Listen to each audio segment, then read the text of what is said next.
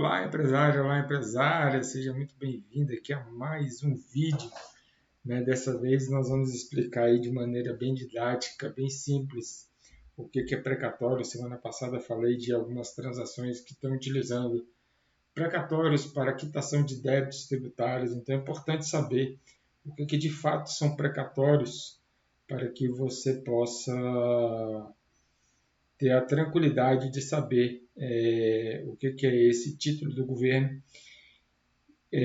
Mas se você estiver gostando antes da gente começar, se você estiver gostando aí do vídeo, dos conteúdos que nós estamos produzindo aqui nesse canal, não deixe de se inscrever no canal, dar o joinha para nós, ativar o sininho para que você seja avisado sempre que tiver um vídeo novo por aqui.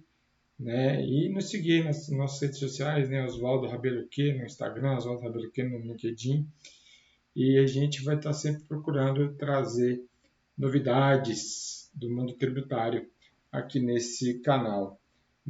Mas que diabo é esse trem de precatório? O que são precatórios? Precatórios, eles são obrigações de pagamento do Estado e ele possui duas naturezas, natureza alimentar e não alimentar.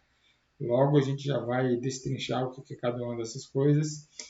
E eles podem ser também subdivididos em requisitos, em requisições de pequeno valor, os RPVs, e que são precatórios abaixo de 60 salários mínimos e precatórios propriamente dito, que são títulos que o governo deve ao credor que ficam acima de 60 salários mínimos. A requisição de pequeno valor, como eu falei, ela vai até 60 salários mínimos, que hoje, com o salário mínimo vigente, vai até R$ 84.720. Vê-se muito desse RPV em ações previdenciárias, quando o contribuinte pede algum benefício, pede um auxílio-doença, pede uma aposentadoria por invalidez, por exemplo. Muitas vezes a morosidade dessas ações, elas levam a que a Previdência comece a pagar as mensalidades, as pensões mensais, antes de pagarem aquilo que ficou para trás. O que ficou para trás, em geral, é uma requisição de pequeno valor, não é um valor muito alto, então fica aí nessa faixa aí desses 84.720, e é por isso, e ele é um precatório que é mais rápido de pagar, justamente porque é um valor um pouco menor. E os precatórios também eles podem ser classificados como alimentares e não alimentares. E os precatórios alimentares, eles são aqueles que se originam de natureza alimentar, ou seja, para definir se ele é alimentar ou não, tem que saber o seguinte: o credor precisa desse valor para viver de forma digna? Precisa se alimentar, precisa comprar remédio, precisa pagar aluguel, precisa, enfim, para o seu próprio lazer, por que não? Então, se ele tiver essa natureza, ele é um precatório alimentar. Então, por exemplo, salários de servidores públicos, ativos, aposentados ou pensionistas, ele é um precatório alimentar. Benefícios previdenciários, auxílio-doença, aposentadoria por invalidez, já falamos aqui, ele é um precatório de natureza alimentar. Pensões alimentícias, um caso triste, que eu vou contar aqui, que eu participei desse caso, sobre questões de pensões alimentícias pagas pelo governo. Um garoto, 9 anos, ele sofreu um choque elétrico dentro de uma escola do governo e o governo foi condenado em danos morais e materiais que foram pagos em precatórios, só que o governo tem que pagar pensão alimentícia para a família até o prazo em que a criança faria 60 anos de idade. Então, por isso que também esse é um precatório aí alimentar. Tá? Ainda as indenizações de danos morais estéticos, às vezes o credor ele precisou do serviço público de saúde, né? Foi agredido, houve um erro médico, houve alguma coisa nesse sentido, que afetou a saúde, ainda mais a saúde do indivíduo, ou mesmo a imagem dele. Então, essas indenizações do governo, elas são pagas como precatórios de natureza alimentar. A vantagem do precatório alimentar sobre o não alimentar é que ele é um precatório que tem prioridade no pagamento, né, em relação aos não alimentares, ou seja, os credores desse tipo de precatórios vão receber esses valores muito antes dos credores de precatórios não alimentares. Essa é uma das características do precatório alimentar. Outra característica do precatório alimentar é que ele é pago num prazo mais curto, né, do que os outros, e a correção monetária desses precatórios, até por ele ter uma característica alimentar, é que ela é geralmente mais vantajosa do que a correção monetária dos precatórios não alimentares. Então, essa é uma das vantagens do precatório alimentar.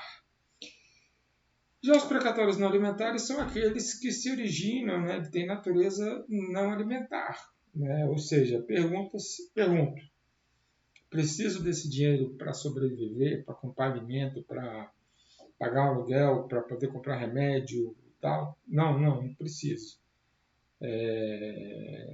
Então, ele não tem natureza alimentar. Por exemplo, são os casos das desapropriações de imóveis, terrenos e outros bens, por exemplo, para passar uma via expressa, para passar né, para fazer uma construção de uma represa, por exemplo, né, trocar um indivíduo de um lugar e mandar para outro. Então, esse tipo de desapropriação, ou para fins de reforma agrária também, né? Então, esse precatório ele é não alimentar. Outro precatório não alimentar são as restituições de tributos que são pagos pelos empresários. Você é empresário, vocês pagam muitos tributos indevidamente ou a maior.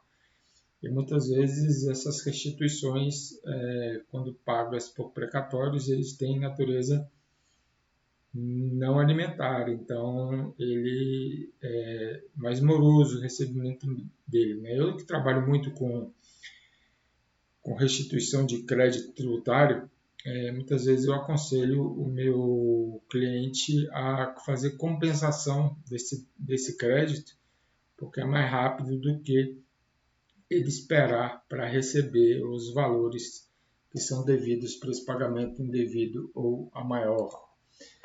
Né? Reparações de danos materiais, né? Às vezes tem alguma obra do governo que causa um dano a um bem ou uma propriedade do indivíduo, e o indivíduo entra com a ação e ganha como danos morais, e esse precatório ele não tem natureza alimentar. Né?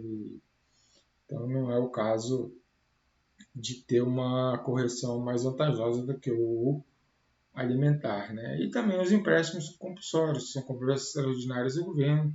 Falaremos depois sobre o que são esses empréstimos compulsórios em outro vídeo. Mas é também uma forma de precatório não alimentar.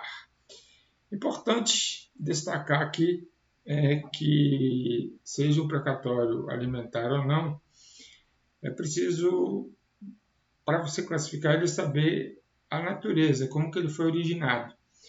Né? Como que houve, né? De onde ele surgiu, por que ele surgiu. Sabendo isso, você vai conseguir classificar isso daí. Se você não tiver condições de classificar por desconhecimento, né? Então, nesse caso, eu sugiro que você consulte um tributarista de inteligência de negócios especializado em gestão do passivo tributário, para que então você possa ter essa certeza se o precatório que você tem ou que você está a fim de adquirir, ele tem natureza alimentar e não alimentar, né?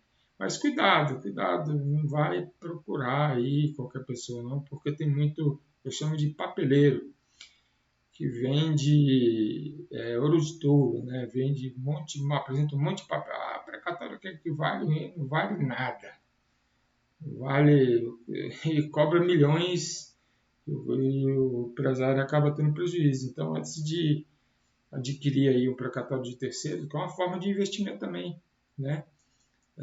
Compra de ativos judiciais é uma forma de investimento. Então, procure um especialista que ele vai te ajudar aí a fazer o compliance desse precatório para saber se ele existe ou se ele não existe. Inclusive, fazendo uma pesquisa nas filas de precatório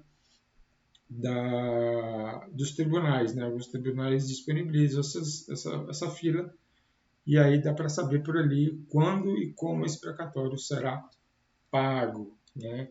Então, mais uma vez, né, agradeço você ter vindo aqui até o final. Você que chegou até o final aqui, né, não esqueça de se inscrever, de me seguir nas redes sociais, ativar aí o sininho, né, e continue voltando, porque outros vídeos como esse serão produzidos para melhor esclarecer as dúvidas do contribuinte, as dúvidas do empresário e da empresária. Então, volte que a gente vai estar tentando produzir coisas melhores aqui a cada vez mais. Um forte abraço, até o próximo vídeo.